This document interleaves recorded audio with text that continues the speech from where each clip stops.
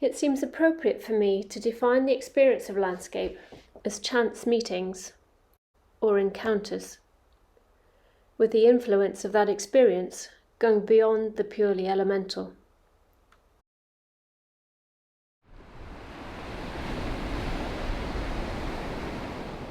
It is internal, it is peripheral, time and touch, mood and memory.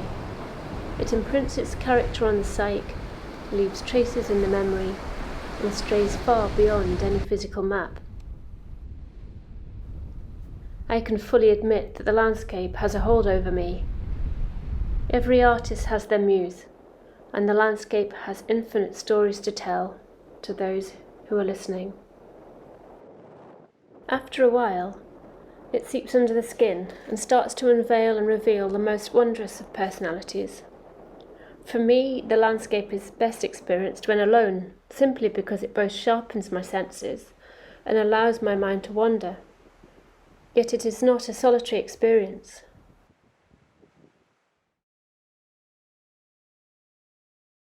Being surrounded by and enveloped in a living landscape where the light can welcome and the hills talk, the seas breathe and the air excite can be very good company indeed.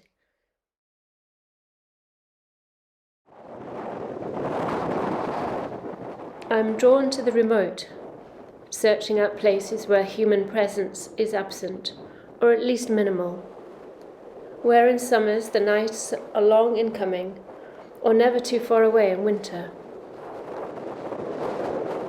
I might be found or lost in boundless moorlands infused with the old heavy air of the peat bog, or on bronzed ancient coasts with long salt spray winds, and where shy mountains become eloquent with the passage of time.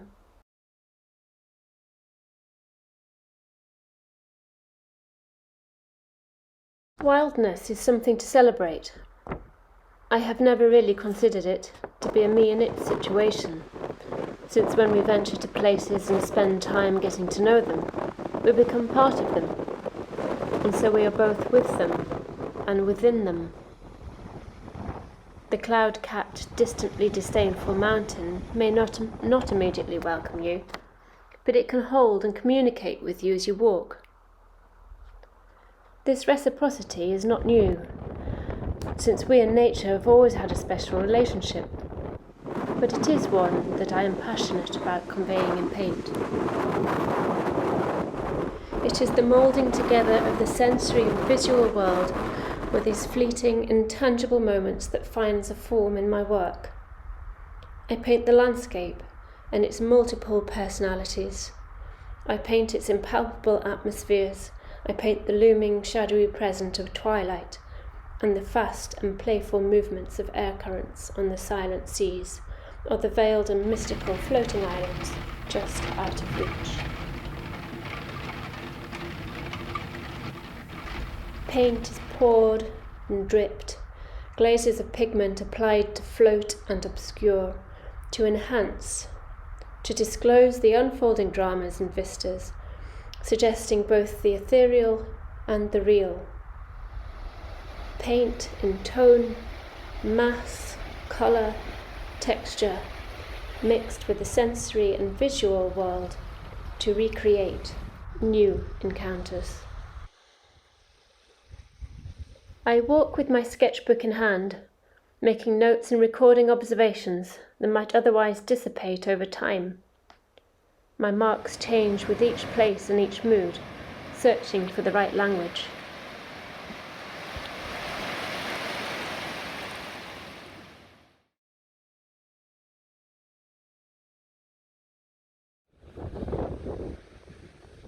What makes us forget and remember is intrinsically linked to our openness to experience. Wildness may be seen in your back garden or local hedgerows, but often for me it is the remote edgelands of the north and west, where the travelling weather and the big skies offer a persistence of raw experience.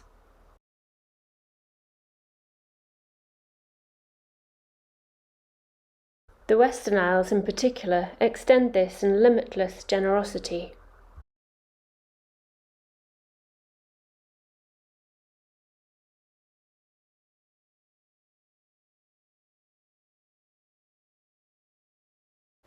there where white sands luminesce under turquoise waters, or mercury skies echo in the shimmering, restless rhythm of the ocean, and the light is often described as tissue paper thin. We are made aware of the wider world around us.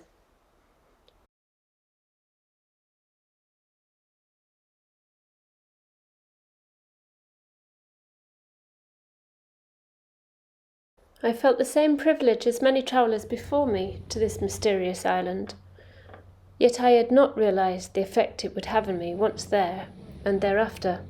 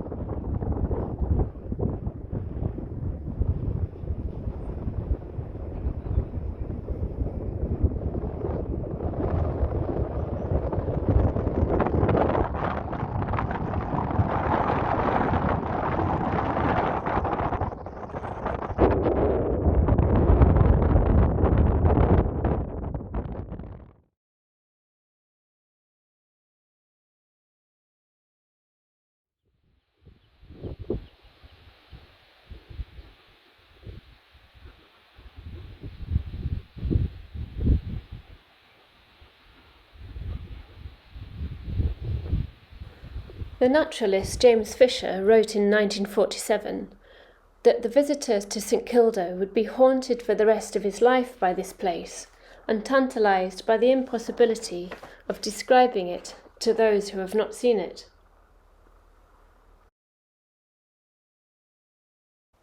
My passage to the Western Isles and St Kilda in the golden days of summer was almost a blur of unfettered, exhilarating moments, a collection of experiences never to be forgotten. Usually when you leave a place, it disappears out of sight within minutes, if not seconds. But St Kilda stays with you even when you leave.